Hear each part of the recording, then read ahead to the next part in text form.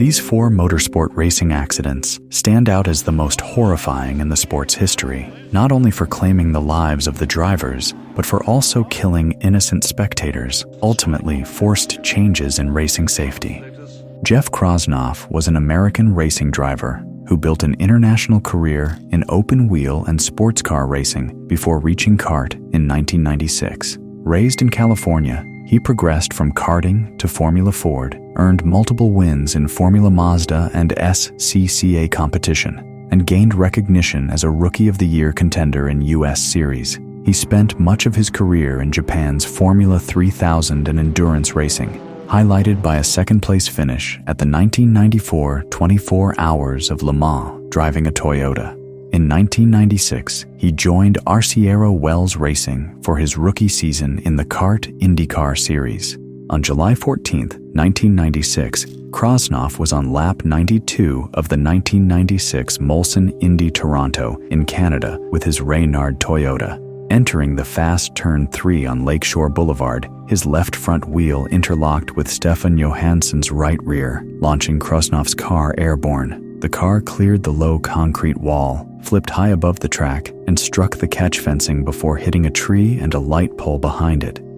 Well, with this rather serious accident over in turn 3, they have just displayed on the front stretch the red and checkered flag.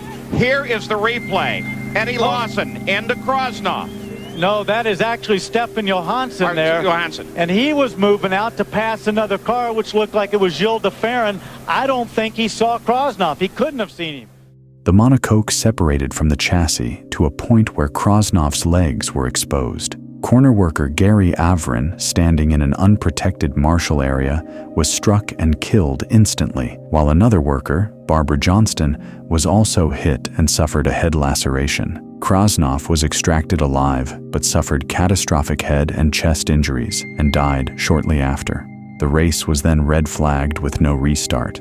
Barriers at turn 3 were waist high, and workers stood between the track and the fence, leaving no protection against airborne cars. A coroner's inquiry confirmed the cause as wheel-to-wheel contact compounded by unsafe barrier placement and issued sweeping safety recommendations. In later years, Toronto rebuilt turn 3 with 8-foot fencing, relocated marshal positions, and overhauled emergency response access. CART later tightened circuit standards and mandated head and neck restraints too.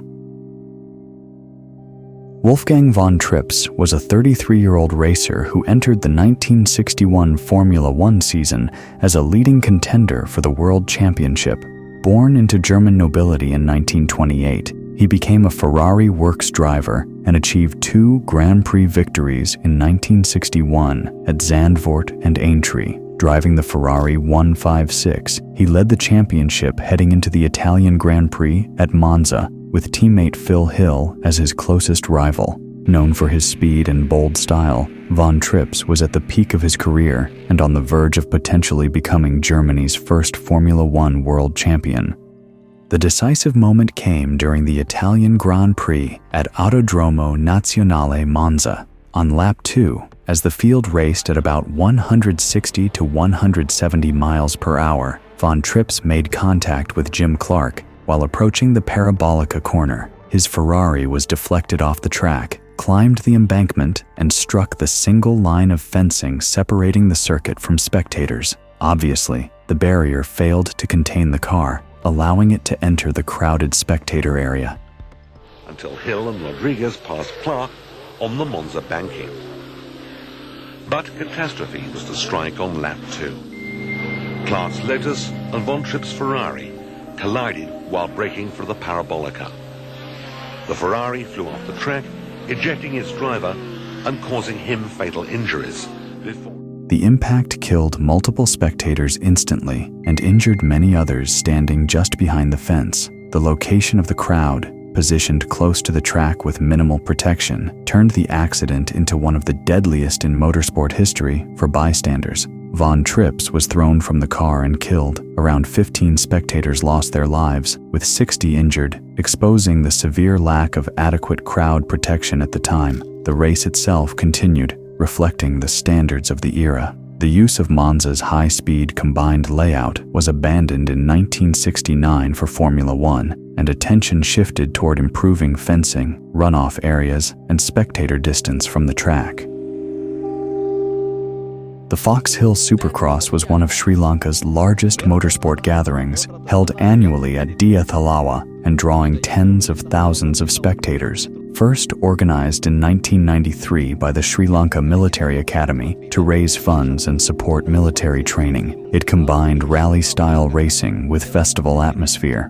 By 2024, the event returned after a 5-year hiatus due to pandemic and economic issues, attracting over 270 competitors and massive crowds lining the gravel course. Spectators stood close to the track, many without solid barriers separating them from racing vehicles, while marshals were positioned along exposed sections to control the race.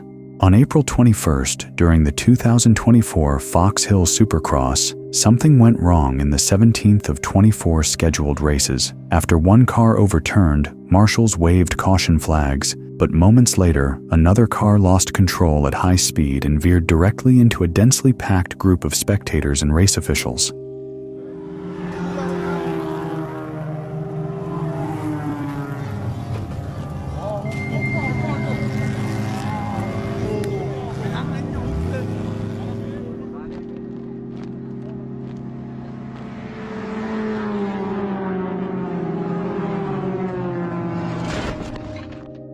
The impact struck those with no physical protection. 7 people killed in total. More than 20 others were injured, some critically. The absence of barriers and the proximity of the crowd turned a racing incident into a mass casualty event, with victims hit directly by the car rather than debris. The response focused heavily on the exposure of spectators and marshals. Investigations highlighted inadequate crowd control, lack of fencing, and poor track conditions, including dust-reducing visibility. 2 drivers were arrested. They were 36-year-old driver Ranjith Uduvita and 47-year-old AM Dylan Sanjiwa. Both were experienced club-level rally drivers, but criticism centered on organizers who allowed unsafe viewing areas. Subsequent events introduced stricter spectator zones, reinforced barriers, and revised marshal positioning.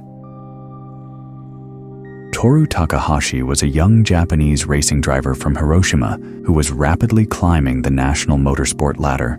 Known as the wing car prodigy, he excelled in ground effect cars.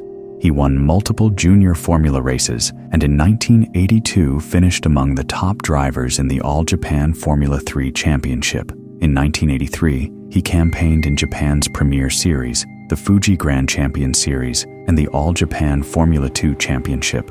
By October 1983, Takahashi had become one of Japan's most promising talents. Teammate Aguri Suzuki later recalled that if Takahashi had lived, he would definitely have been in F1. On October 23, 1983, the season finale of the Fuji Grand Championship, the Fuji Masters 250 kilometers, was held at Fuji Speedway.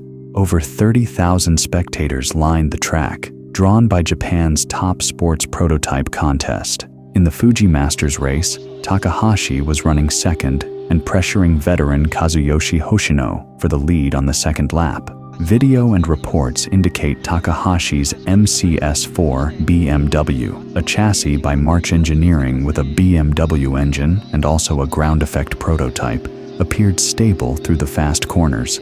Suddenly, at the last corner exit, his car spun on its own late in the turn, without obvious collision. As the car spun at around 155 miles per hour, its underbody lost the normal Venturi downforce. In effect, the ground effect aerodynamics reversed, so the car's floor plus suspension rebounds after loads come off, and air gets under the car, making the car act like a wing. The car flew roof first toward the spectator fence.